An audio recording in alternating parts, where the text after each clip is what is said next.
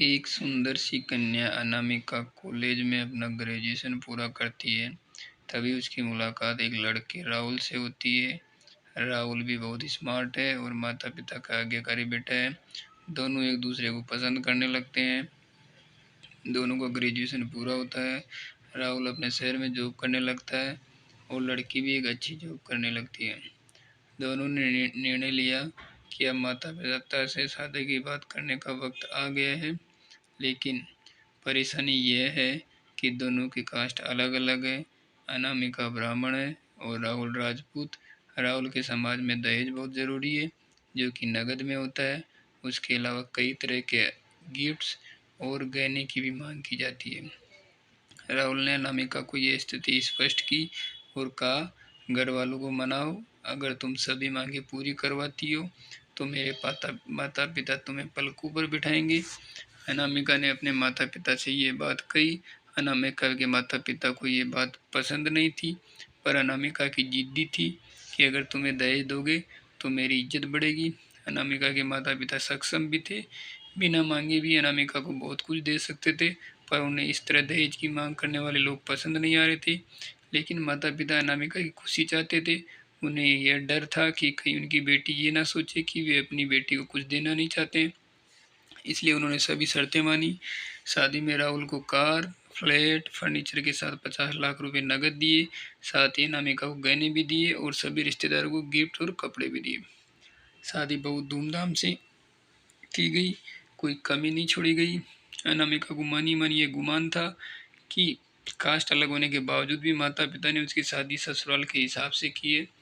अनामिका को विश्वास था कि उससे बेटी बनाकर रखा जाएगा, उसे वही प्यार दिया जाएगा जो उसके माता पिता ने दिया, क्योंकि अपने अपने ससुराल का मान रखा है। अनामिका ने अपने घर से ससुराल के लिए विदाई ली। ब्राह्मण कन्या राजपूत घर की बहू बनी। ससुराल में बहुत ज़्यादा पर्दा पड़ता थी। बहू को मनचाहा खाने तक की स्वतंत्रता नहीं थी। कितना भी भूख क्यों ना हो, घर की बहू सबके खाने के बाद ही खाएगी। यहाँ तक कि उसे घर के पुरुषों के सामने बैठने तक की इजाज़त नहीं थी। अनामिका ने इस बात पर ऐतराज़ दिखाया, पर उसकी किसी ने ना सुनी। राहुल ने भी यह बोलकर मुंह फेर लिया कि यह तो परंपरा है। अनामिका को जो गुमान था वो धरा का धरा रह गया। उसे अपने माता पिता की बात याद आई। जब उन्होंने समझाया था तो वह उनसे बहुत लड़ी थी। उसने ससुराल में बात करने का फैसला किया। अनामिका ने अपने सास ससुर और पति से बात की, लेकिन उन्होंने नहीं सुनी। उसे बहुत बेरहमी से पीटा गया। अनामिका ने कभी ऐसा व्यवहार नहीं देखा था। उसे जिस जिस लाए हुए दहेज पर घमंड था वह चूर चूर हो गया था। अनामिका को माता पिता से बात करने में भी शर्म महसूस हो रही थी और इसी कसमकस में एक दिन अनामिका ने अपने आप को ख़त्म कर लिया।